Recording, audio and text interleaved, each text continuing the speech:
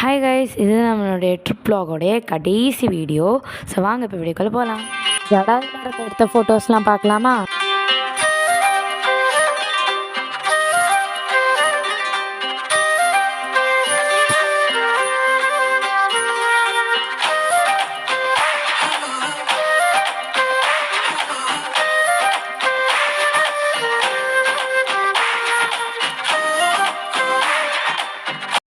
இதெல்லாம் தான் ஃபோட்டோஸ் நாங்கள் ஜடாயில் எடுத்தது.